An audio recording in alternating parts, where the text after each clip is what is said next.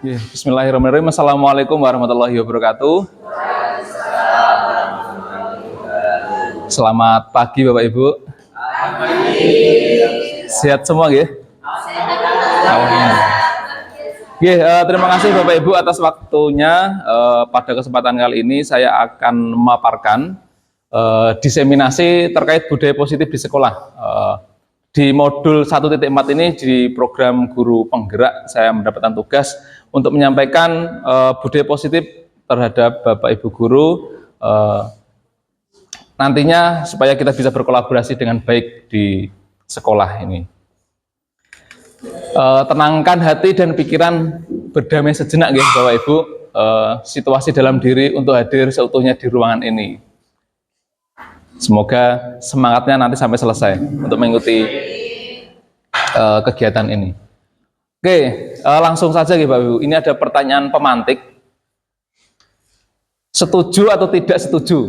Nah, yang pertama, hukuman dapat mendisiplinkan anak. Monggo Bu Erni, betul nama. Tidak setuju? Sangat tidak setuju. Pak Robert setuju? Oke. Yang kedua, pemberian hukuman dengan hal positif seperti membaca atau membersihkan halaman sekolah dapat meningkatkan disiplin anak. Setuju? Pak Robert setuju? Biar kapok. Oke, yang ketiga, memberi penghargaan dapat meningkatkan motivasi belajar anak. Nah, nanti setuju atau tidak lah, nanti kita akan simak seperti apa. Oke, topik pembahasan yang akan saya sampaikan di sini ada 6 topik. Yang pertama, disiplin positif dan nilai-nilai kebajikan universal. Yang kedua, teori motivasi, hukuman dan penghargaan, restitusi. Yang ketiga, keyakinan kelas. Yang keempat, kebutuhan dasar manusia dan dunia berkualitas. Yang kelima, ada restitusi, 5 posisi kontrol. Dan yang terakhir, restitusi segitiga restitusi. Oke, topik yang pertama yaitu disiplin positif, nilai kebajikan universal. Oke, di sini Bapak Ibu ada A dan B, Anda dan teman Bapak Ibu di kiri ataupun kanan, coba di telapak tangan kalian tuliskan sesuatu yang dikira itu sebuah rahasia besar ataupun sesuatu yang mungkin tidak orang lain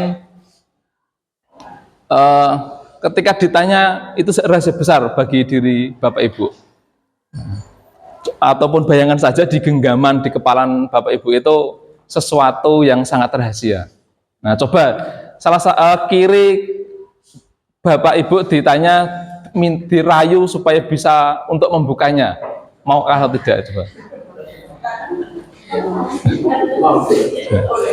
Tidak apa-apa, ditanya. Di dalam genggaman tangan itu ada sebuah rahasia besar. Nah, rayu untuk membukanya. Gimana Bu Sri ini? Coba. Saya ingin melihat apa yang di kepalan tangan jenengan. Bolehkah?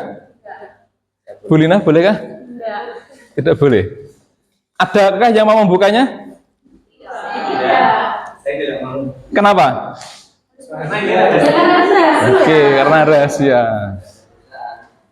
Gitu ya. Jadi perubahan paradigma teori kontrol ini atau teori pilihan, ilusi kontrol. Ilusi guru mengontrol murid. Bahwasanya biasanya kita selalu ingin sekali mengontrol murid. Gimana Bapak? Ada yang tidak mungkin. Ilusi bahwa kritik dan membuat orang merasa bersalah dapat menguatkan karakter. Ilusi bahwa semua penguatan positif efektif dan bermanfaat. Ilusi bahwa orang dewasa memiliki hak untuk memaksa. Nah, orang dewasa biasanya memiliki hak untuk ingin selalu memaksa biasanya. Oke, siapa sesungguhnya yang memiliki kontrol itu? Kita mencoba mengubah orang agar berpandangan sama dengan kita. Teori pilihannya, kita berusaha memahami pandangan orang lain tentang dunia. Ada yang ingin berpendapat terkait ini? Tidak? Orang lain bisa mengontrol saya. Nah, teori pilihan hanya Anda yang bisa mengontrol diri Anda. Seperti tadi, kepalan genggaman tangan kalian di dalamnya ada sebuah rahasia yang bisa mengendalikan hanya Bapak Ibu sendiri. Jadi ketika ada orang lain ingin mengetahui rahasia itu, kalian panjenengan masih bisa untuk mengepalnya, menggenggamnya. Jadi yang bisa mengendalikan diri kita sebetulnya diri kita atau orang lain? Diri kita sendiri. Nah, apa makna disiplin? Nah, terkait disiplin positif tadi. Berasal dari bahasa Latin disiplina yang artinya belajar. Makna asal dari kata ini berkonotasi dengan disiplin dari diri dari murid-murid Sokrates dan Plato.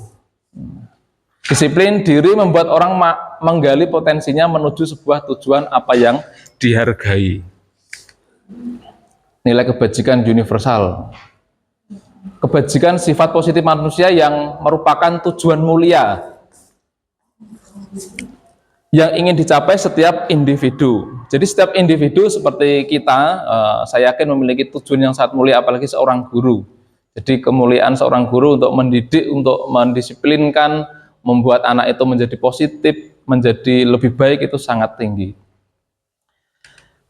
Itu Bapak Ibu terkait topik yang pertama. Yang berikutnya ada teori motivasi, hukuman, dan penghargaan restitusi. Ini teori motivasi perilaku manusia. Motivasi ada dari eksternal maupun internal. Biasanya Bapak Ibu termotivasi itu dari internal atau eksternal? Kebanyakan Bapak Ibu dari eksternal. Contohnya pripun? Eksternal dulu baru internal. Dipaksa ya? Nah gitu. Oke. Saya pura-pura tidak mendengar itu ya. Oke. Untuk menghindari ketidaknyamanan atau hukuman itu motivasi eksternal. Apa yang akan terjadi apabila saya tidak melakukannya?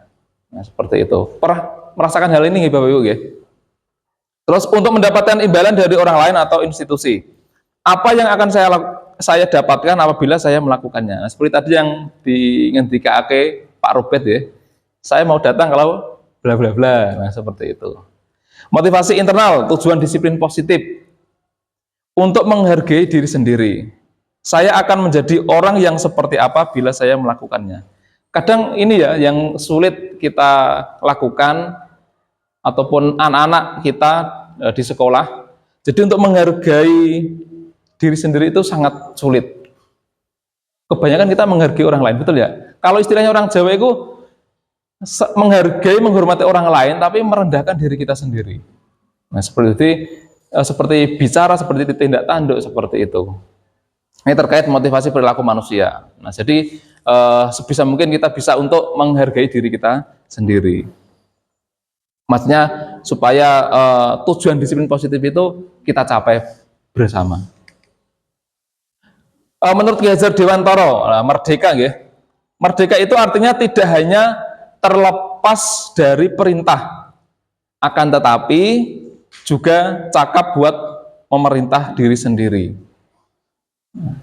Kalau guru kan kebanyakan memerintah ya. Kita sekolah dari usia berapa tahun? 6 tahun, 6 tahun, 7 tahun sampai saat ini. Kita sebetulnya merasakan kenyamanan ataupun kebebasan dalam belajar tidak Bapak Ibu? Jujur Bapak Ibu? Sampai sekarang jadi guru pun tidak bebas. Ya tidak bebas ya. Iya Bapak Ibu. Mungkin apa yang dirasakan dari siswa kita kan seperti itu. Mengikuti banyak mata pelajaran, banyak tugas dan pelajaran yang sangat rumit, sangat banyak. Jadi ya kecenderungan mereka kan sangat jenuh, sangat bosan. Mungkin seperti kita nih Bapak Ibu. Sampai saat ini kita pun juga merasakan hal itu. Tapi tidak apa-apa, insya Allah kita bisa untuk menyemangati, mensupport dari anak-anak kita. Oke, dihukum oleh penghargaan. Nah, tadi yang dari pemantik pertama tadi terkait dengan penghargaan bagus, setuju atau tidak? Di sini nggih Bapak Ibu.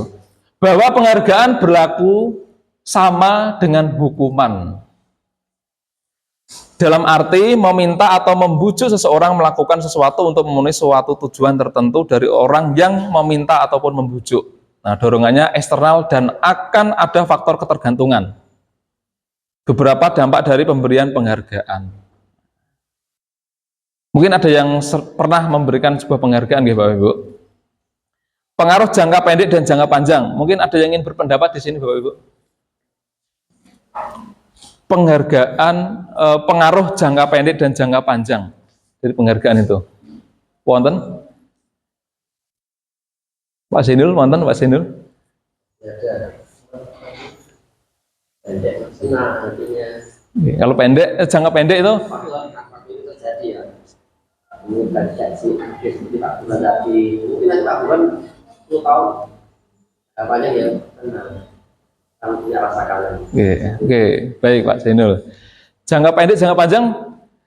Jadi ketika siswa kita beri penghargaan, hadiah, malah senang. Tapi kalau jangka panjang ketika kita tidak memberikannya, ya mungkin ada rasa kecewa. Oh Pak ini, Bu itu kok tidak memberikan lagi seperti itu.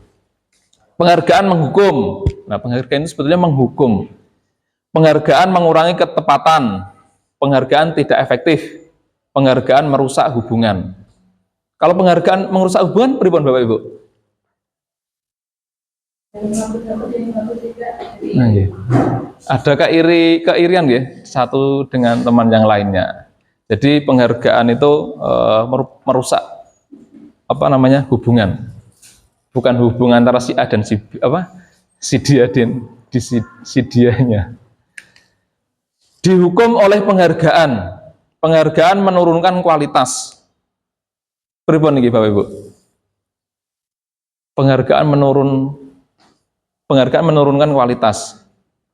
Mungkin dari kualitas belajarnya kok malah menurun ya, padahal mendapatkan penghargaan. Ya tadi terkait dengan jangka pendek maupun jangka panjang tadi. Ketika kita mengasih penghargaan, terus kemudian tidak lagi, bisa jadi menurunkan sebuah kualitas belajarnya. Lalu penghargaan mematikan kreativitas. Nah tadi adanya keirian itu bisa menurunkan kreativitas juga. Dan yang terakhir, penghargaan mengurangi motivasi intrinsik. Nah, jadi motivasi itu awalnya semangat, kok tidak ada lagi ya, itu menurun motivasinya. Sampai sini ada pertanyaan Bapak Ibu, kira-kira ada yang perlu didiskusikan terkait penghargaan itu sebagai penghukum. Kalau tidak, saya lanjut bentuk program kebajikan, apresiasi. Dalam memberikan apresiasi, saya pastikan Bapak Ibu guru selalu memberikan apresiasi, yang penting itu. Perlu diingat beberapa hal, beri pengakuan secara khusus, beri pengakuan secara pribadi, beri pengakuan kepada semua murid, bergantian, beri pengakuan secara konsisten dan fokus pada proses. Nah, jadi kita perlu mengapresiasi ataupun memberi pengakuan kepada anak didik kita. Ngoten nggih Bapak Ibu? Contoh pengakuan. Kemarin saya perhatikan rasa empatimu besar sekali pada saat menolong murid baru di kelas kita. Jadi pembuka ada nilai kebajikan dan situasinya itu seperti apa. Saya menghargai kepedulianmu pada saat kamu membantu teman-temanmu di tugas kelompok. Terima kasih untuk rasa tanggung jawabmu pada saat kamu memungut kertas-kertas yang berserakan di lantai. Jadi apresiasi nilai kebajikan dengan situasi yang seperti apa kita sampaikan dengan baik. Nah ini Bapak Ibu, sambil duduk ya. Nanti Bapak Ibu guru bisa memilih, ini termasuk hukuman atau konsekuensi. Ada 1, 2, 3, 4, 5, 6, 7, ada 7 pernyataan. Mencatat 100 kali di dalam buku kalimat, saya tidak akan terlambat lagi, karena terlambat ke sekolah. Hukuman atau konsekuensi kira-kira Bapak Ibu? Hukuman ya, nanti tak bukanya bareng-bareng ya. Hukuman, diingat-ingat nanti salah atau benar. Yang salah nanti bisa makan sendiri ya Bapak Ibu. Lari mengelilingi lapangan basket 2 kali karena terlambat hadir di sekolah. Nomor 3, kelihatan nih Bapak Ibu, betul. Murid diminta untuk push up 15 kali karena tidak menggunakan masker ke sekolah. Hukuman. Kalau sekarang boleh pakai masker, enggak boleh. Tidak boleh, iya boleh dan tidak menggunakan masker. Ini zaman corona dulu nih. Menggantikan kertas tugas teman yang telah dicoret-coret. Konsekuensi. Membersihkan tumpahan air di meja tulis karena tersenggol pada saat belajar. Namun sami pinter sedaya nggih Bapak Ibu. Kados muridnya. Murid disuruh untuk tidak mengenakan sepatu seharian di sekolah karena tidak mengenakan sepatu hitam. Hukuman? Yes or no? Yes. Hukuman, nggih Bu Asih. Ini yang sering konsekuensi ya. Nanti kita tandai ya nomor 6 Bu Asih konsekuensi. Nomor 5. Hadiahnya segampang nanti. Es teh untuk berlima itu. Saya menghindari penghargaan Bapak Ibu, nanti ada keirian soalnya. Nah, seperti tadi ya, saya sampaikan. Oke, lari mengelilingi lapangan basket 2 kali sehari. 2 kali karena terlambat 10 menit untuk pelajaran fisika. Konsekuensi? Oke, kita buka. Tadi murid disuruh pakai sepatu di Bu Asih, apa tadi konsekuensi, Bu? Ini Bapak Ibu. Hukuman, konsekuensi, hukuman, dan konsekuensi. Jadi murid disuruh untuk tidak mengenakan sepatu seharian di sekolah karena tidak mengenakan sepatu hitam. Berarti tidak mengenakan sepatu sama sekali ya saat di sekolah itu. Nah, termasuk hukuman. Itu ya Bapak Ibu, hukuman atau konsekuensi. Perbedaan hukuman dan konsekuensi di sini Bapak Ibu. Hukuman, sesuatu yang menyakitkan harus terjadi. Pernah merasakan Bapak Ibu kita? Mungkin zaman Pak Raton, zaman SMA dulu pernah mendapatkan hukuman? Sering ya? Oh, sering. Lalu konsekuensi, sesuatu yang harus terjadi. Membuat anak sakit fisik maupun hati untuk jangka waktu lama. Nah, ini hukuman Bapak Ibu. Mungkin kita dulu sebagai murid pernah mendapatkan sebuah hukuman, kadang sampai membekas sampai saat ini. Saya pun juga pernah, tapi tidak zaman SMA ya Pak Zainul, zaman SMP. Sampai membekas itu. Membuat anak merasa tidak nyaman dalam jangka waktu pendek. Nah, itu konsekuensi. Terus hukuman itu anak membenci kedisiplinan. Murid-murid kita banyak sekali ya yang membenci kedisiplinan. Membenci atau ingin cari perhatian sebetulnya Bapak Ibu ya. Nah, di situ. Lalu konsekuensi anak menghargai disiplin. Hukuman itu paksaan, mendorong anak menyakiti dirinya sendiri. Konsep diri yang buruk, anak belajar untuk menyembunyikan kesalahan. Pripun ini Bapak Ibu? Anak belajar untuk menyembunyikan kesalahan. Tidak berani berterus terang gitu ya. Tidak terbuka. Kalau murid-murid kita banyak yang tidak terbuka kemungkinan ya. Banyak sekali. Lumayan. Mungkin curhatnya ke beberapa guru atau wali kelas ya, seperti itu. Ke BK, ke saya jarang sekali. Itu Bapak Ibu terkait perbedaan hukuman dan konsekuensi. Nanti semoga kita bisa menerapkan konsekuensi untuk menjauhi hukuman. Bisa nggih Bapak Ibu ya? Insya Allah bisa. Tapi kalau terpaksa ya bagaimana ya kita ya? Hukum aja. Oke. Selanjutnya, apa itu restitusi?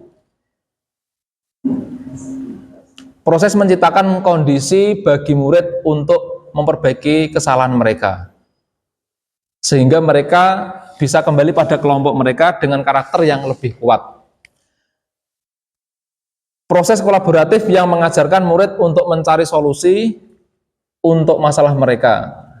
Jadi kita sebisa mungkin untuk bisa mencarikan ataupun membantu menyelesaikan masalah dari peserta didik kita, dan membantu murid berpikir tentang orang seperti apa yang mereka ingin menjadi tujuan mulia, dan bagaimana mereka harus memperlakukan orang lain. Nah, dibentuklah sebuah karakter menghargai diri sendiri maupun menghargai orang lain. Jadi anak didik kita dorong, kita bantu untuk menyelesaikan, memecahkan sebuah masalah yang mereka hadapi. Lanjut Bapak Ibu. Lanjut.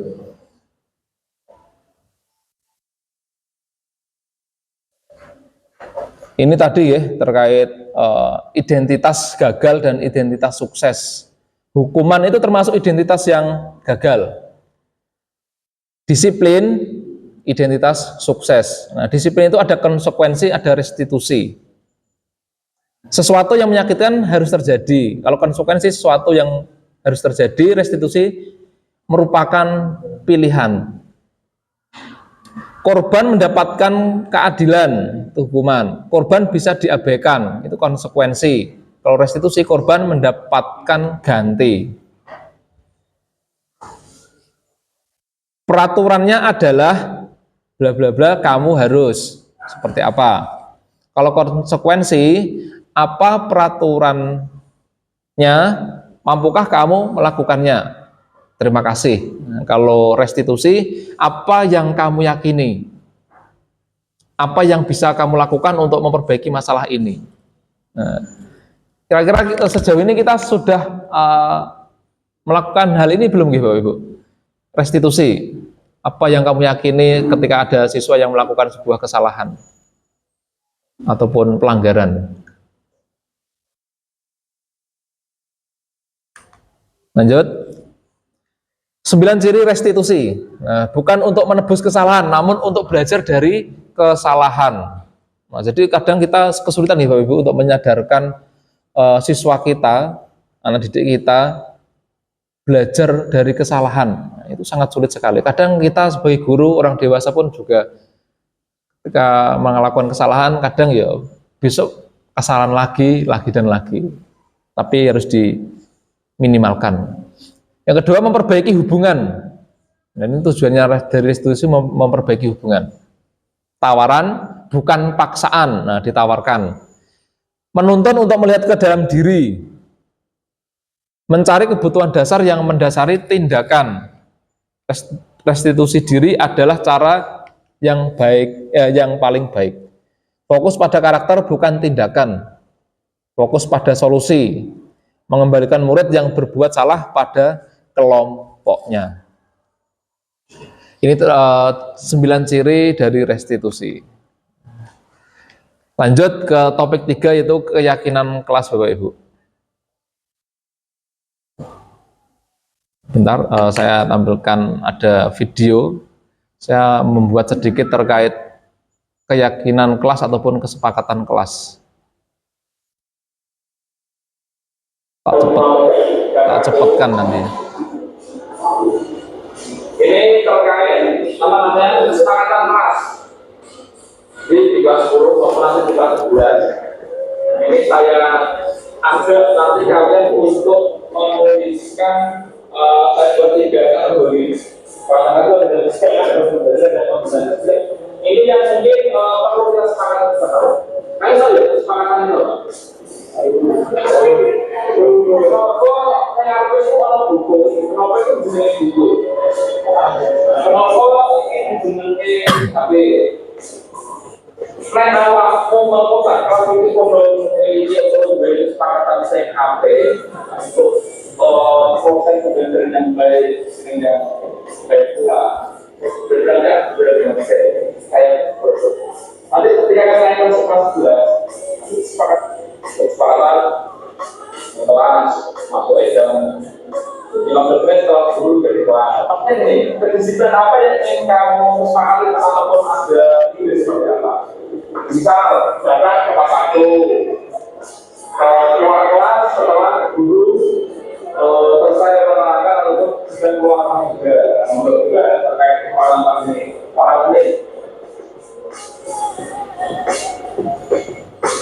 Nah, ini mereka menulis kesepakatan ataupun keyakinan kelas. Saya membuat 3 karakter, tiga kategori, tentang disiplin, yang kedua tentang pembelajaran, dan yang ketiga penggunaan HP.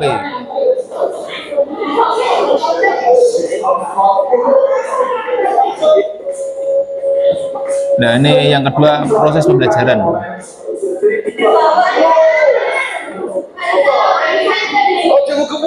Banyak beberapa guru juga mengajar seperti ini. Nanti kalian kelas 11, guru kelas 12 pasti akan ada sesuatu makanya buat teman-teman yang baru-baru. Jadi pentingnya kesepakatan itu gunanya tujuan untuk membangun kondusivitas ataupun hal-hal yang baik dalam baik pembelajaran ataupun kekeluargaan dalam hal itu.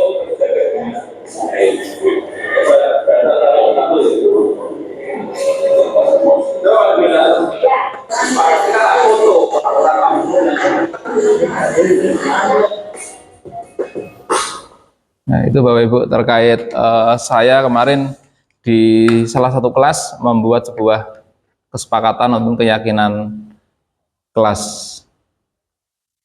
Mengapa tidak peraturan saja? Mengapa harus keyakinan kelas? Mungkin ada yang ingin berpendapat, Bapak Ibu. Kalau siswa-siswa diminta untuk menulis sebuah kesepakatan keyakinan kelas itu pada semangat. Terkait HP, terkait proses pembelajaran. Ada yang nulis boleh ke kamar mandi berlima. Nah, itu hal yang sangat-sangat tidak apa ya. Masa ke kamar mandi bareng-bareng berlima. Itu kan ada beberapa siswa nulis seperti itu. Penggunaan HP sebetulnya itu banyak sekali siswa kita ketika KBM berjalan itu dikumpulkan di depan. Main saat di kelas 10-9 seperti itu. Terus terkait kedisiplinan datang tepat waktu itu pasti. Karena ketika ada yang terlambat itu katanya ada yang mengganggu ataupun ada guru menerangkan ada yang masuk 3 atau 4 anak seperti itu. Ini Bapak Ibu, mengapa kita memiliki peraturan harus menggunakan helm bila mengendarai kendaraan roda 2? Kenapa Bapak Ibu? Demi keselamatan, untuk keselamatan. Mengapa kita memiliki peraturan 3M, menggunakan masker, mencuci tangan, menjaga jarak 1,5 meter untuk menjaga kesehatan kita? Mengapa kita memiliki peraturan harus datang tepat waktu pada saat mengikuti pelatihan? Nah, supaya tidak ketinggalan materinya.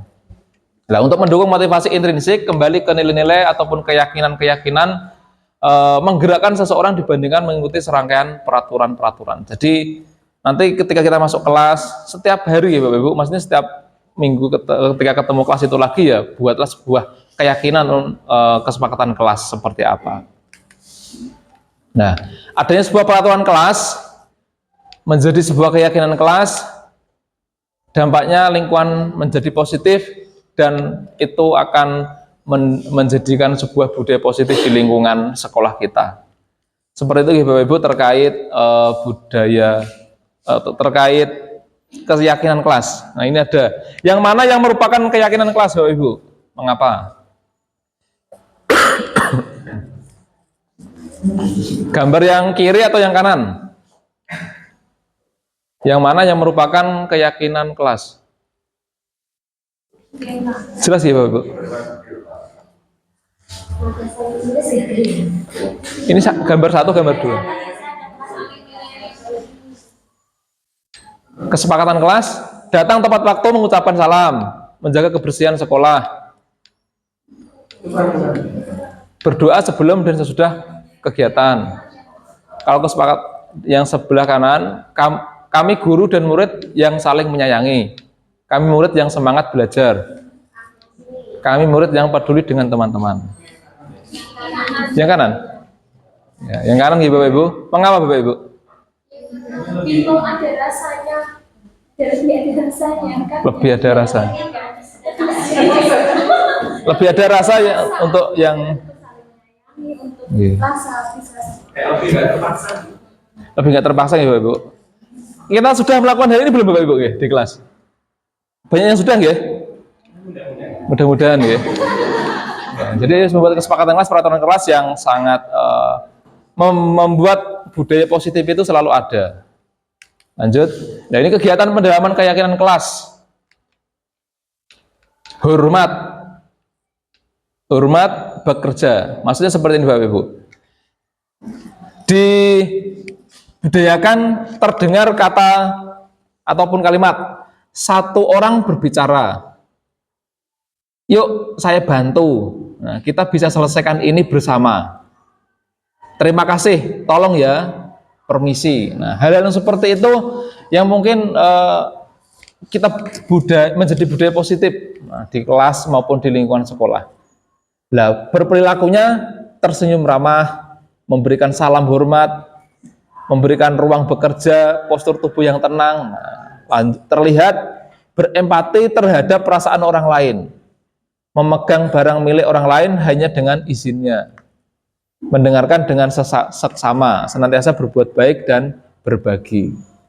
Jadi kegiatan pendalaman dari keyakinan kelas itu bisa muncul perilaku ataupun sikap yang baik dan positif. Ini Bapak Ibu nanti bisa dijawab ini termasuk apa. Nah, selalu kembalikan buku ke tempatnya.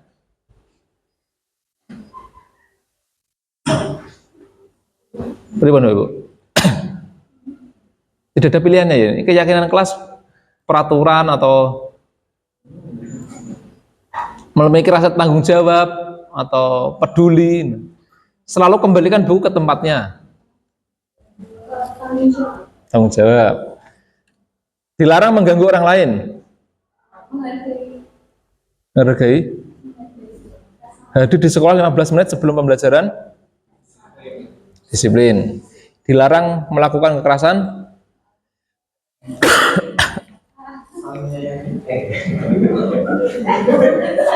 Saling menyayangi.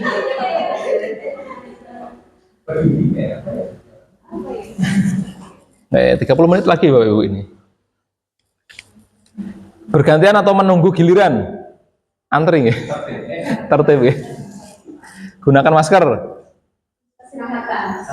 Kesehatan ya. Jangan berlari di kelas atau koridor. Wah ini jebulnya Bu. Tadi betul ya, dilarang mengganggu orang lain itu menghormati orang lain. Gunakan masker, kesehatan. Jangan berlari, keselamatan. Kalau peserta didik kita, anak-anak kita selalu saling berlari ya di kelas. Kadang ada gurunya pun juga berlari-lari. Iya, olahraga lari-lari ya. Oke, ini Bapak Ibu kebutuhan dasar manusia dan dunia berkualitas.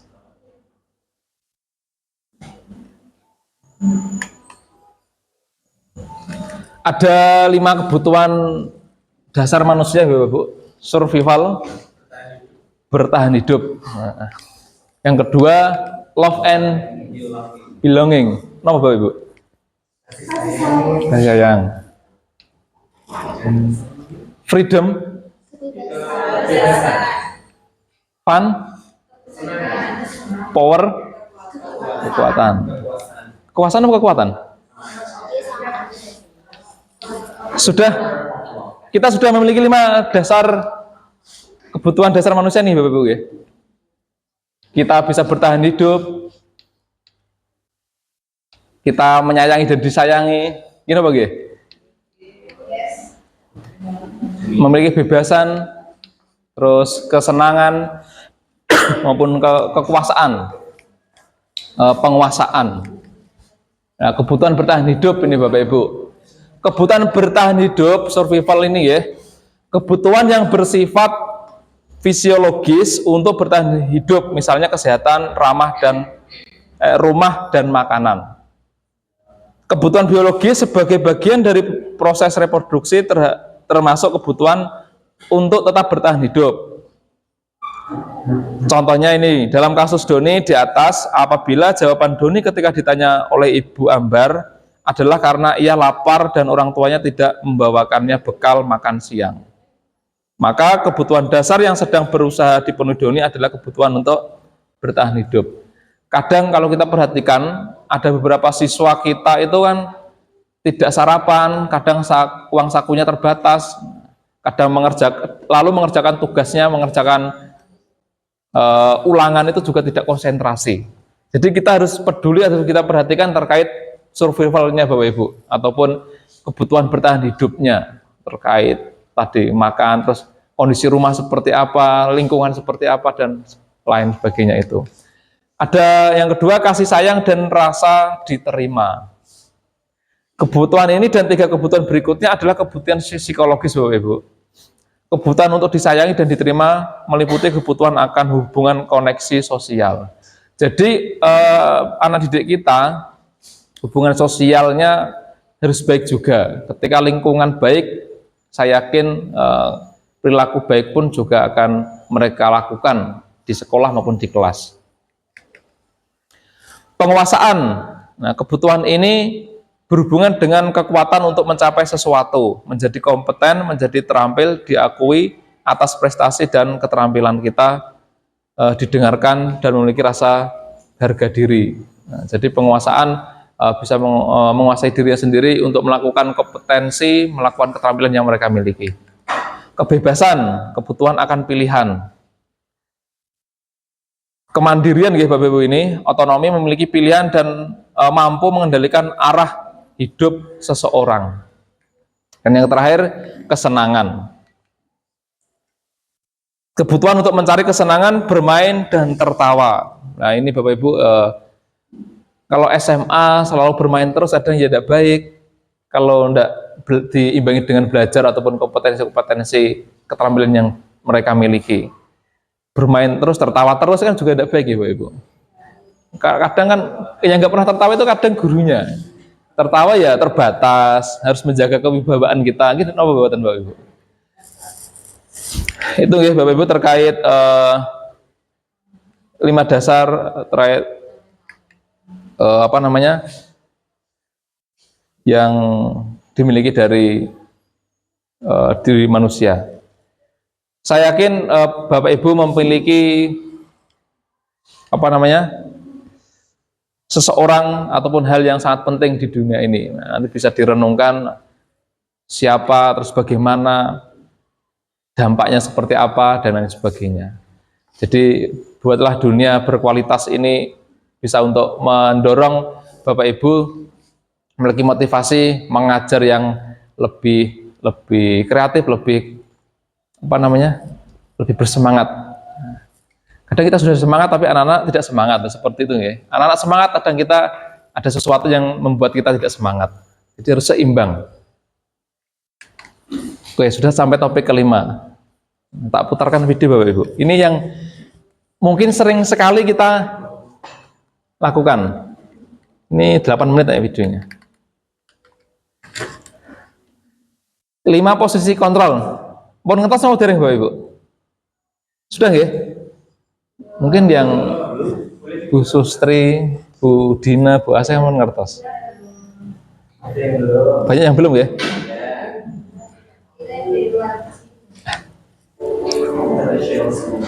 Yang pertama ada posisi penghukum Bapak Ibu.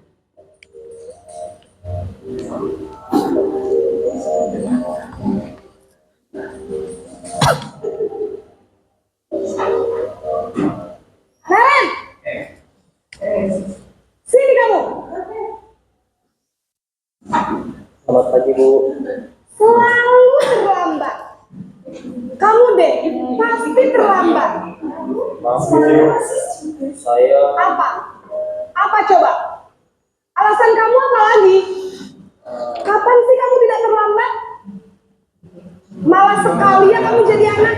saya Dasar pemalas. Gak kapok-kapok sih kamu.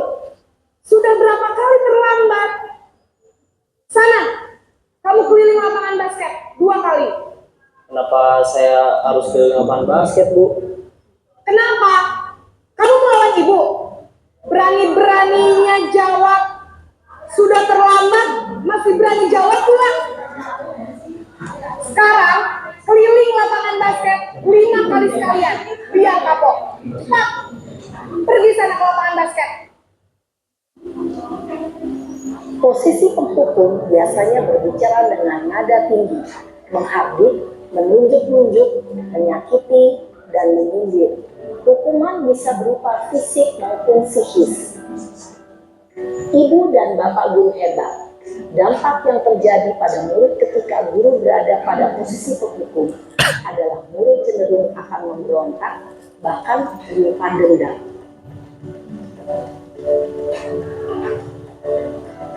Yang kedua, posisi pembuat merasa bersalah.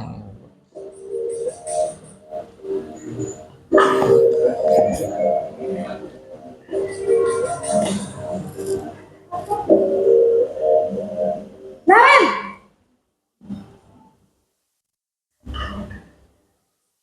Selamat pagi, Bu. Naren, kamu kenapa terlambat lagi, nak?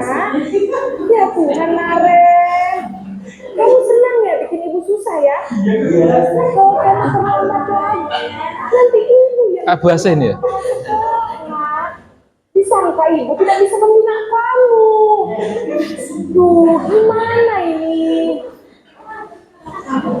Maaf, Bu. Duh, Gusti Naren, kamu susah ya kalau ibu ditegur bapak kepala sekolah. Terus, sekarang ibu harus tulis apa yang di buku absen? Ini kamu sudah sering terlambat loh. Ibu harus apa coba? Maaf, Bu. Maaf sekali. Ya sudah, lain kali jangan bikin ibu susah lagi ya, nak ya.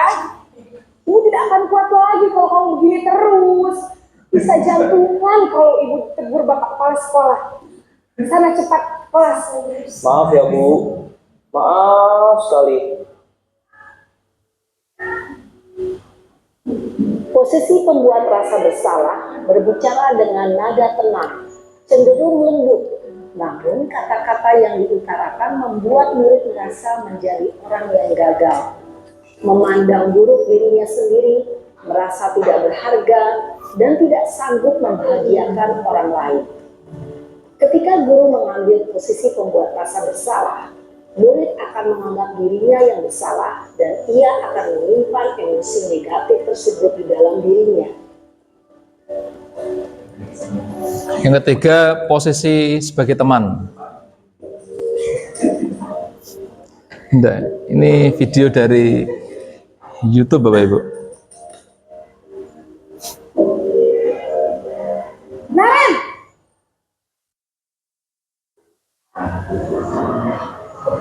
Selamat pagi, Bu. wah sudah jam berapa ini, nak? Terlambat lagi ya saya. Iya, Bu. Habis saya bawa saya, Bu. Kamu malah menyalahkan ibu kamu. Kamu bukannya anak yang larinya paling kencang. Kok terlambat sih? Iya, Bu. Saya memang terlambat bangun tadi. Jadi, biarpun saya lari kencang, tetap gak kekejar, Bu.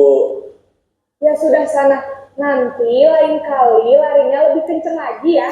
Biar gak terlambat lagi. Bikin seneng ibu. Demi ibu. Bisa kan? Bisa lah, Bu. Sudah sana masuk kelas. Ibu beresin urusan absen kamu. Kamu ini ada-ada saja. Manis ini. Dalam posisi teman, guru berbicara dengan nada suara ramah, akrab, cenderung bersenda gurau untuk menjaga suasana tetap santai. Murid akan merasa senang, aman, dan akrab dengan guru. Identitas yang tercipta adalah identitas sukses atau berhasil. Namun, perlu diingat, karena ini masih dorongan eksternal, maka ada faktor ketergantungan dari murid kepada orang tertentu. Di sini, guru absennya, sehingga di lain waktu, murid bisa berperilaku baik, namun hanya kepada orang-orang tertentu saja.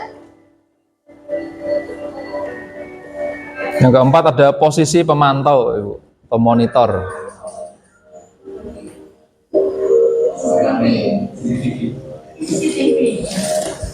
Ya, CCTV Ibu. Naren,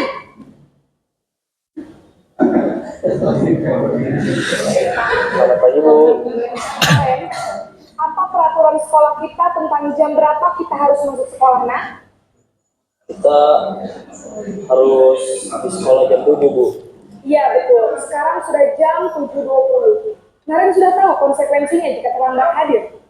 Paham Bu, saya harus tinggal kelas pas jam istirahat selama 20 menit.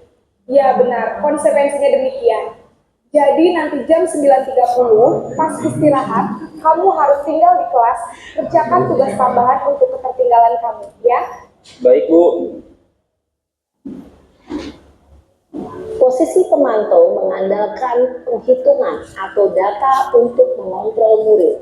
Guru mengarahkan murid berdasarkan peraturan dan konsekuensi. Seorang pemantau menunjukkan bahasa tubuh dan ekspresi wajah yang datar dan cenderung formal. Dan yang terakhir ada posisi manajer.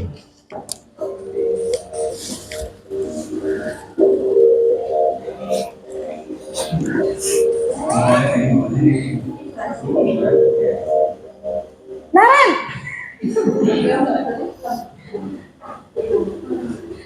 Selamat pagi Bu.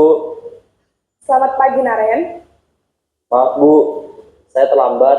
Iya, sekolah masuknya jam 7, sekarang sudah jam 7.20.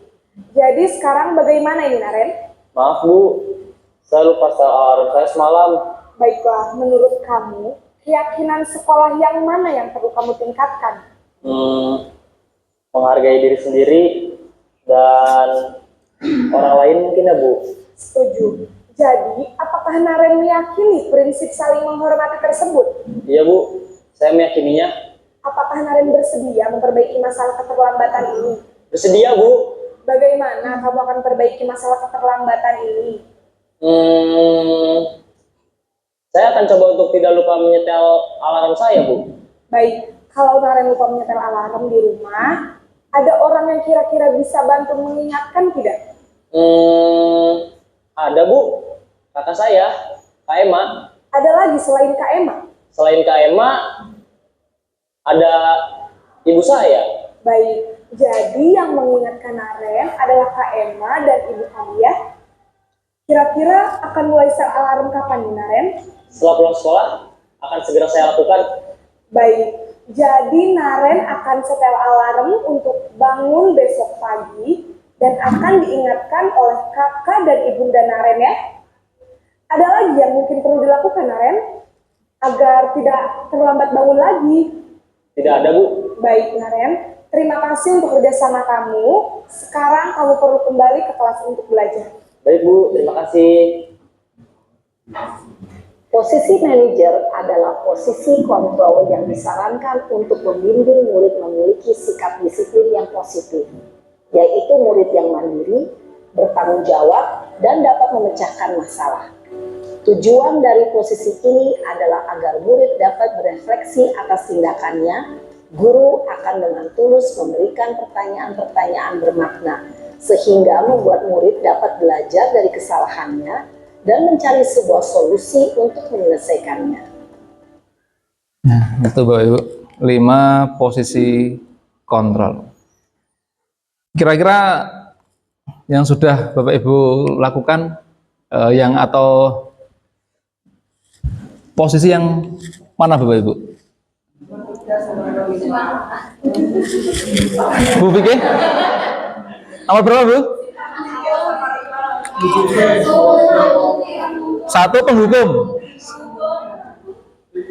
teman dan manajer nih. Nah, jadi sebisa mungkin kita menjadi manajer ya Bapak Ibu.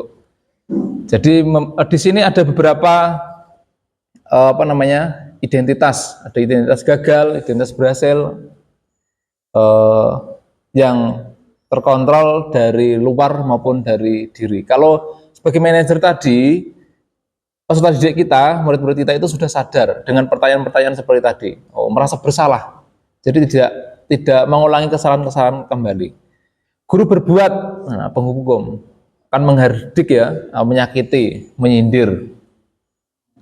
Kalau manajer itu mengajukan pertanyaan-pertanyaan. Nah, jadi ketika ada siswa murid kita yang bersalah, pertanyaan kita berikan pertanyaan-pertanyaan yang mengarah supaya anak itu tidak melakukan kesalahan kembali. Sadar diri, sadar posisi. Terus sadar apa Bapak Ibu? Itu terkait 5 posisi kontrol. Ada yang ingin didiskusikan Bapak Ibu? Terkait 5 posisi kontrol ini? Gimana Bu? Oke, monggo.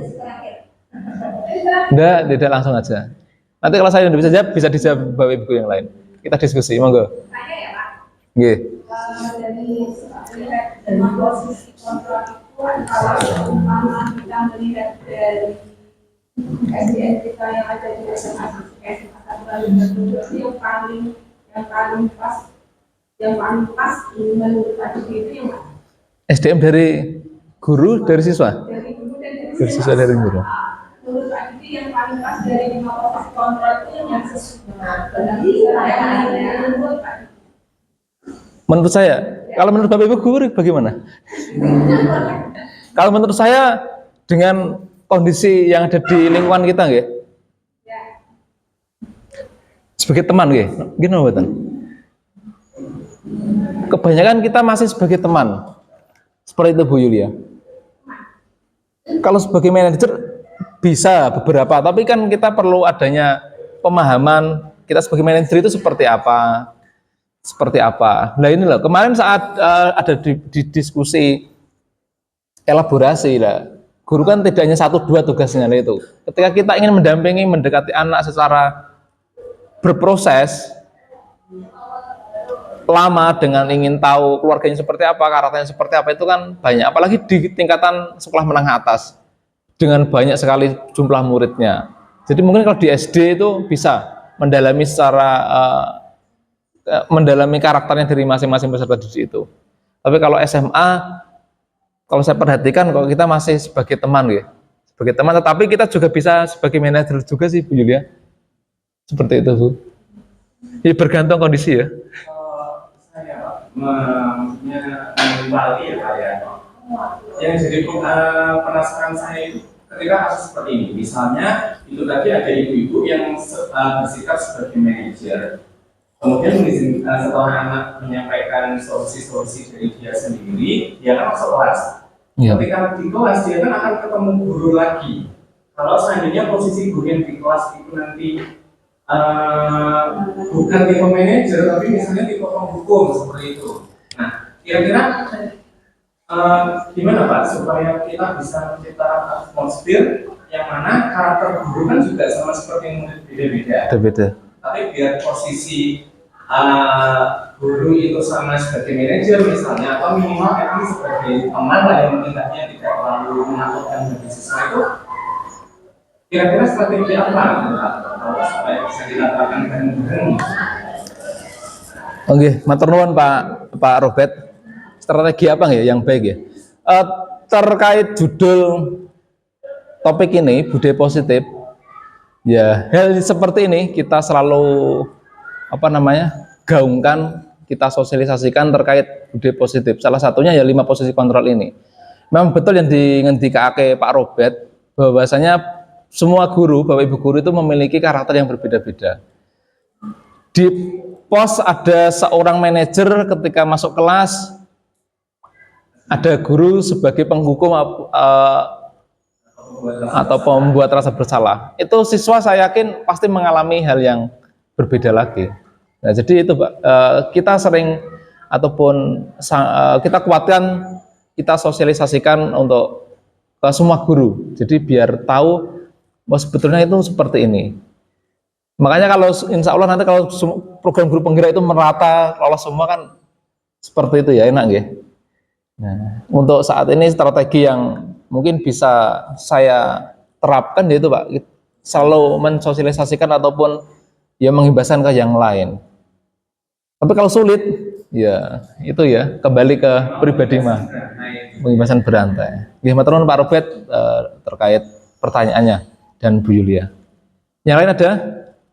Mungkin menambahkan, betul yang pertanyaan Pak Robert ya, setiap itu beda-beda ya Pak. Sama kayak kita di kelas, kita kan membuat kesepakatan kelas. Nah, kalau kita mau semua guru sama, ya harus kita kepala sekolah mungkin ya ada membuat kesepakatan antara semua guru.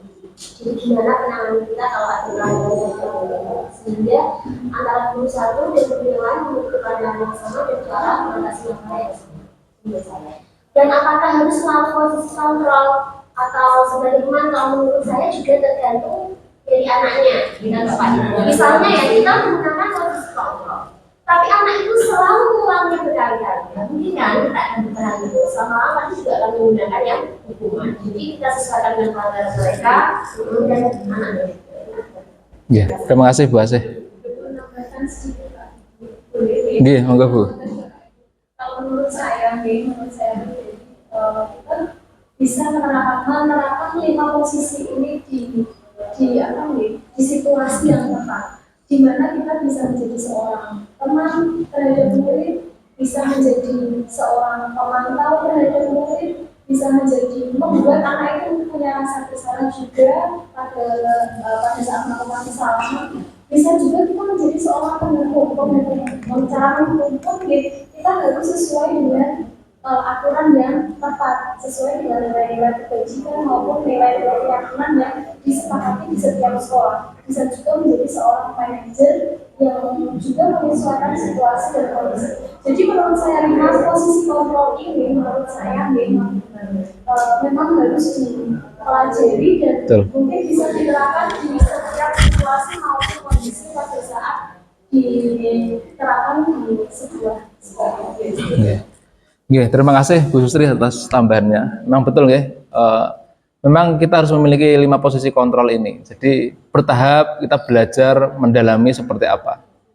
Terima kasih terkait diskusi 5 posisi kontrol ini. Sebetulnya ini Bapak Ibu, pernyataan-pernyataan saya kecewa sekali dengan kamu. Itu membuat orang merasa bersalah. Kita pernah mengatakan seperti ini Bapak Ibu kepada siswa. Pernah ya, sangat sering mungkin. Kamu tidak pernah benar melakukannya. Ini penghukum. Ayolah lakukan demi Bapak, demi Ibu, sebagai teman. Apakah kamu mau mendapatkan stiker bintang hari ini? Nah, ini pemantau. Ayo, melu. Engko entuk iki. Nah, seperti itu. Bagaimana kamu bisa menyelesaikan masalah ini? Itu manajer. Jadi ketika kita bisa mengulang-ulang atau memberikan pernyataan-pernyataan yang membuat siswa itu sadar akan kesalahannya, saya yakin budaya positif itu bisa dilakukan dengan baik. Kamu selalu yang paling terakhir, itu penghukum ya. Kowe iki ulang galang, kamu selalu telat dan lain sebagainya. Itu nggih. Kita bergerak di antara ini Bapak Ibu di lingkaran 8, peraturan memantau konsekuensi atau hadiah, nilai-nilai manajer untuk memperbaikinya. Jadi tidak bisa terlepas dari ini. Oke, dan yang terakhir Bapak Ibu, sebelum diakhiri, segitiga restitusi. Sudah tahu semua ya segitiga restitusi, menstabilkan identitas, validasi kebutuhan, menanyakan keyakinan. Nah ini harus berurut Bapak Ibu. Kemarin tak tanyakan di fasil saya, apakah tidak bisa urut? Harus urut katanya Bapak Ibu. Nah, setiap orang pasti pernah melakukan kesalahan. Kamu bukan satu-satunya yang pernah melakukan ini. Kamu tentu punya alasan mengapa melakukan itu. Dan yang terakhir, nilai-nilai apa yang telah kamu sepakati. Nah, ini berimbas dari tadi. Kita sebagai manajer, pertanyaan-pertanyaan dari segitiga restitusi ini bisa mengantarkan siswa itu sadar akan kesalahannya. 1 menit untuk video coba Bapak Ibu. Ini saya terapkan kemarin. 1 menit atau 1 menit setengah ini? Permisi Pak, Bapak menunggu 3 menit. Iya Putri, baik-baik saja kan? Alhamdulillah, baik Pak. Ada apa ya Pak? Oke, begini Putri, tadi Pak Di dapat laporan dari ketua kelas, katanya Putri habis bertengkar ya dengan Doni. Kenapa? Ya Pak, benar. Kami kesal banget sama Doni. Tiap hari Doni itu nyontek terus. Bukan hanya PR aja Pak, semua mata pelajaran Doni nyontek. Dan misalkan kami tidak kasih contekan itu, Doni pasti nilainya kita pelit Pak. Oh, ya wajar ya kalau Putri marah dan kesal sama Doni. Kalau tadi di posisi Putri, Pak Di pun pasti akan melakukan hal yang sama. Nah, terus apa yang berlaku terhadap Doni? Kami marah-marah lah Pak, dan tanpa sengaja kita merobek bukunya Doni Pak. merebut bukunya. Nah, kalau kayak gitu, pasti Putri punya alasan sampai merebut bukunya Doni. Bapak boleh tahu alasannya kenapa? Ya pastilah Pak. Masa iya kami biarkan baik-baik karena kayak gitu? Ya itu nggak mau saya sendiri Pak. Kami capek-capek ngerjain sendiri, ya enak-enak tinggal nyalin gitu Pak. Jadi siapa yang nggak marah lihat dia kayak gitu Pak? Oke, kalau Putri merasa kesal, Putri kan pasti tidak rela ya tugasnya dicontekin oleh Doni terus. Tinggal melihat tugas Putri. Nah, Pak Didi sebenarnya sangat menghargai apa yang Putri lakukan, tidak buruk daripada tadi seperti kayak pemukul Doni atau misalkan melakukan tindakan fisik yang lainnya. Nah, kalau menurut Putri nih ya, dengan merebut bukunya Doni, kira-kira sesuai tidak dengan keyakinan kelas yang telah kita sepakati? Tidak Pak. Tidak kan? Nah, menurut Putri, keyakinan kelas apa yang telah Putri tidak patuhi dengan merebut bukunya Doni? Saling menghargai dan menghormati sesama teman. Saling menghargai dan menghormati sama. Oke, nah, menurut banget kan? Menurut Putri, menghormati sesama teman itu penting atau tidak? Penting banget Pak. Penting banget. Kalau menurut Putri itu penting, jadi keyakinan apa yang harus Putri lakukan saat Putri lagi emosi dan lagi marah? Yang pastinya harus lebih sabar lagi ke depannya. Harus lebih sabar lagi. Putri bersedia tidak memperbaiki masalah ini? Bisa, iya Pak, kami siap memperbaiki masalah ini.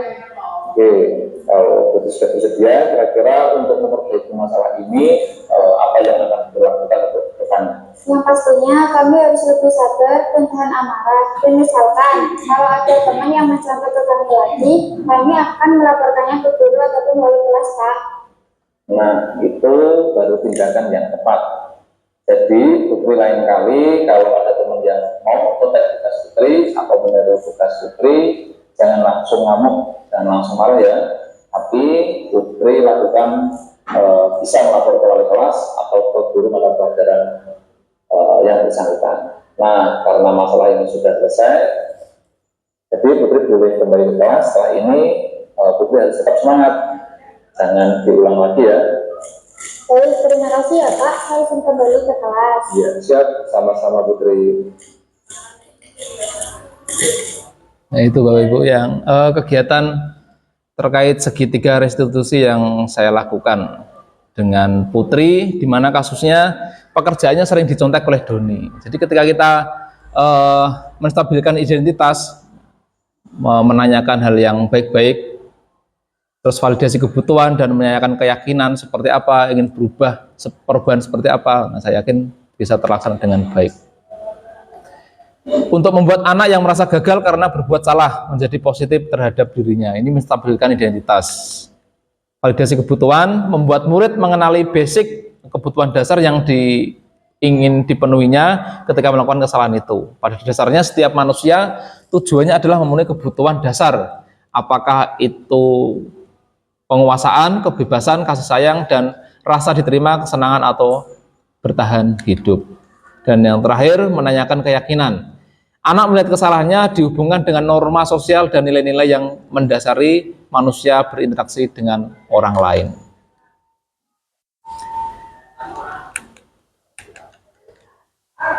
Oke, maturun Bapak Ibu, itu terkait diseminasi budaya positif di lingkungan sekolah. Ini refleksi sedikit ya Bapak Ibu. Hal baru apa yang mengubah paradigma saya yang saya dapatkan? Ada sebuah pendapat Bapak Ibu dari panjenengan dari topik diseminasi ini yang saya sampaikan, budaya positif mengubah. Saya sudah melakukan dan ingin meningkatkan lagi. Pripun Pak Robert, monggo. Terima kasih Pak Didi.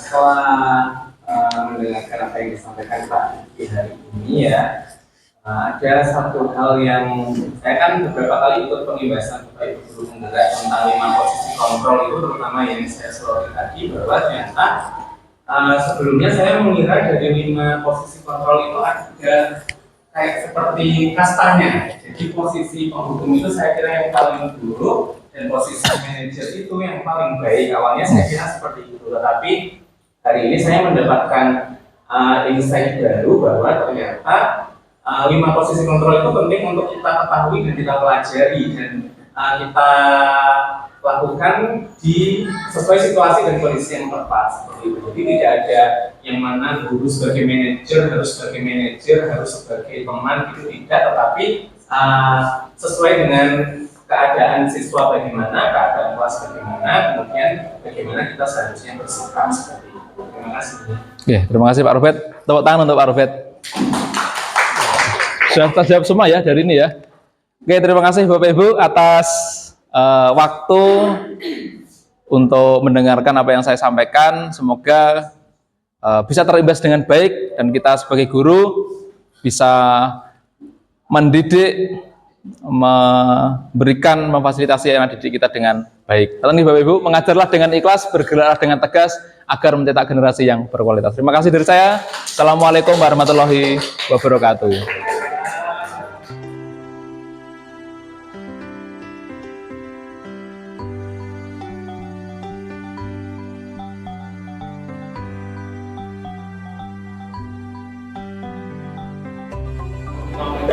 Kartu ini terkait kesepakatan kelas di kelas 10 maupun nanti di kelas 11. Ini saya ajak nanti kalian untuk menuliskan, saya buat 3 kategori. Kesepakatan itu ada dari kesepakatan, pembelajaran dan penggunaan. Ini yang mungkin perlu kita sepakati bersama. Kalian tahu ya kesepakatan itu apa? Kenapa ning arepe ku ana buku? Kenapa itu jenenge buku? Kenapa iki dijenengke HP? Kenapa iki dijenengke tablet? Tanpa buku dan lain sebagainya. Karena adanya sebuah nama itu ada sebuah kesepakatan. Nek awakmu mengusah kelas iki kono memiliki kesepakatan sing apik untuk proses pembelajaran yang baik dengan yang baik pula, pembelajaran yang benar-benar baik. Kayaknya seperti itu. Nanti ketika kalian naik kelas 11, nanti kesepakatan kelas masuk jam 15 menit setelah guru dari kelas. Maksudnya gini, kedisiplinan apa yang ingin kamu kesepakati ataupun ada ide seperti apa? Misal datang tepat waktu, keluar kelas setelah guru selesai menerangkan ataupun sudah keluar kelas juga. Nomor 3 terkait kesepakatan pas ini sangat penting.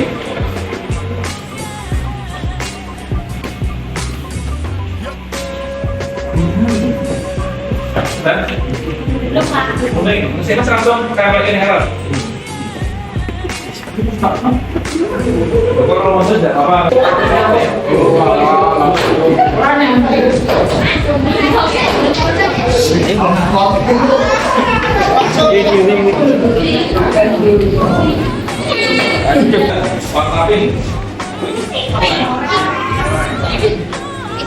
Proses pembelajaran apa yang ingin kalian inginkan atau ingin kalian sepakati ataupun misal proses pembelajaran boleh membawa HP setiap proses pembelajaran, terus tidak boleh ingin berpendapat harus mengangkat tangan.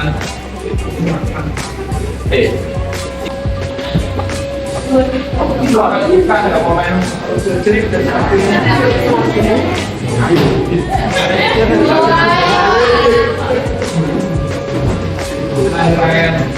makan dari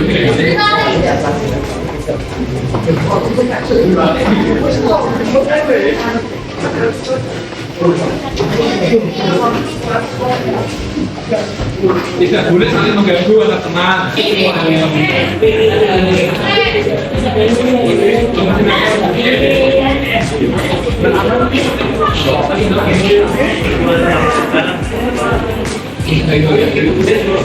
Tidak perlu melihat, boleh share gambarnya enggak kita kelas grup WA itu di Gusti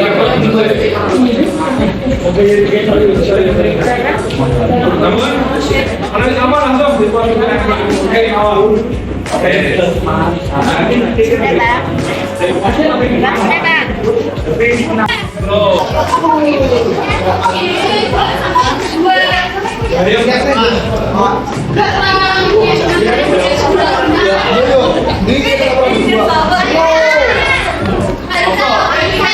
Oh, coba kebui. Banyak mungkin beberapa guru juga mengajar hal seperti ini. Nanti kalian kelas 11, guru kelas 12 pasti akan ada kesepakatan apalagi nanti dengan teman-teman yang baru gabung. Jadi pentingnya kesepakatan itu gunanya tujuan untuk membangun kondusivitas ataupun hal-hal yang baik dalam kelas itu, supaya proses pembelajaran ataupun kekeluargaan dalam kelas itu terjaga dengan baik. Bahasa satu ya. Coba dibaca. Ya. Ini juga untuk masukan saya nanti sebagai guru juga. Jadi harus mengetahui apa yang diinginkan yang disilakan dari siswa itu ini. Benar ya, ini ada memakai atribut lokal. Yang ini semoga rekam atributnya. Berangkat tepat waktu. Pas 10 bulan ada yang saya terlambat. Berangkat tepat waktu, rambut pendek. Kami kedua kalau panggungan apa? Ada juga membayarkan setiap hari Jumat. Apa ya? Memberi jajan saat ya pelajaran masih ada ya? Rekoran dia Pak Nof ya? Siapa?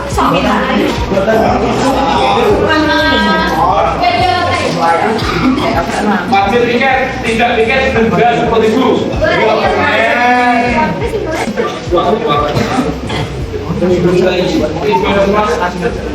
Tidak boleh makan saat guru menerangkan. Karena yang kamu selama ini kami sedih. Orang-orang itu. Ya. Dengan cerita atau cerita itu ya, karena ini untuk pembelajaran, jadi yang mungkin perlu kita berbicara. Oleh pembelajaran yang saya inginkan adalah suasana kelas yang kondusif ketika jam pelajaran sudah selesai. Berdiri. Main HP ketika guru memperbolehkan, ini sadar diri, sadar diri dalam posisi pun dari siswa itu kayak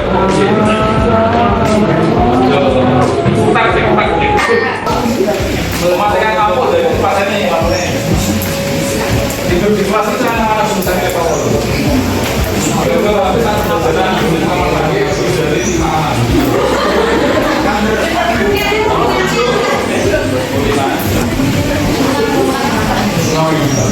oke sama Pak nah ini loh yang sering kan pernah melihat sekolah ataupun kejadian di TikTok maupun Instagram tidak boleh memotret tanpa izin. Itu sebetulnya itu ada aturannya. Dia tahu nggak? Saya itu pernah menghubungi siswa ketika tak foto, dia tidak mau. Maka upload video tidak mau. Karena dia upload harus diikuti lagi. Karena sebenarnya foto-foto kita itu ketika diupload di Instagram dan di TikTok itu sudah terekam oleh teknologi. Apalagi dengan AI itu luar biasa. Jadi data-data kita itu bisa digunakan orang-orang kampung yang kita. Ya, masuk foto beli pas mangan Allah.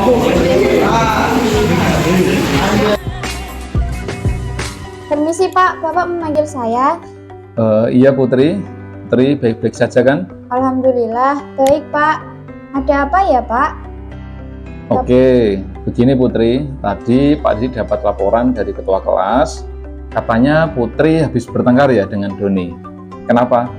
Ya Pak, benar. Kami kesel banget sama Doni. Tiap hari Doni itu nyontek terus. Bukan hanya PR aja Pak, semua mata pelajaran Doni nyontek. Dan misalkan kami tidak kasih contekan itu, Doni pasti bilangnya kita pelit, Pak. Oh, ya wajar lah ya kalau Putri marah dan kesal sama Doni. Kalau Pak Didik di posisi Putri, Pak Didik pun pasti akan melakukan hal yang sama. Nah, terus apa yang Putri lakukan terhadap Doni? Kami marah-marah lah Pak, dan tanpa sengaja kita ngerobek bukunya Doni Pak. Merobek bukunya? Nah, kalau kayak gitu, pasti Putri punya alasan sampai merobek bukunya Doni. Bapak boleh tahu alasannya kenapa? Ya pastilah Pak, masa iya kami biarkan baik-baik karena kayak gitu? Dia itu nggak mau usaha sendiri Pak, kami capek-capek ngerjain sendiri, dia enak-enak tinggal nyalin gitu Pak. Jadi siapa yang nggak marah lihat dia kayak gitu Pak? Oke, kalau Putri merasa kesal, Putri kan pasti tidak rela ya tugasnya dicontekin oleh Doni terus. Tinggal melihat tugas Putri. Nah, Pak Didik sebenarnya sangat menghargai apa yang Putri lakukan, tidak buruk daripada tadi seperti kayak memukul Doni atau misalkan melakukan tindakan fisik yang lainnya. Nah, kalau menurut Putri nih ya, dengan merobek bukunya Doni, kira-kira sesuai tidak dengan keyakinan kelas yang telah kita sepakati? Tidak Pak. Tidak kan? Nah, menurut Putri, keyakinan kelas apa yang telah Putri tidak patuhi dengan merobek bukunya Doni? Saling menghargai dan menghormati sesama teman. Saling menghargai dan menghormati sama teman. Oke, nah benar banget kan? Menurut Putri, menghormati sesama teman itu penting atau tidak? Penting banget Pak. Penting banget. Kalau menurut Putri itu penting, jadi keyakinan apa yang harus Putri lakukan saat Putri lagi emosi dan lagi marah? Yang pastinya harus lebih sabar lagi ke depannya. Harus lebih sabar lagi. Putri bersedia tidak memperbaiki masalah ini? Bersedia Pak, kami siap memperbaiki masalah ini. Oke, kalau Putri sudah bersedia, kira-kira untuk memperbaiki masalah ini, apa yang akan Putri lakukan untuk kedepannya? Yang pastinya kami harus lebih sabar dan tahan amarah. Dan misalkan kalau ada teman yang mencontek ke kami lagi, kami akan melaporkannya ke guru ataupun wali kelas Pak. Nah, itu baru tindakan yang tepat. Jadi Putri lain kali kalau ada teman yang mau mencontek tugas Putri atau meniru tugas Putri, jangan langsung ngamuk, jangan langsung marah ya. Tapi Putri lakukan bisa melapor ke wali kelas atau ke guru mata pelajaran yang bersangkutan. Nah, karena masalah ini sudah selesai, jadi Putri boleh kembali ke kelas. Setelah ini Putri harus tetap semangat, jangan diulang lagi ya. Baik, terima kasih ya Pak, saya izin kembali ke kelas. Iya, siap, sama-sama Putri.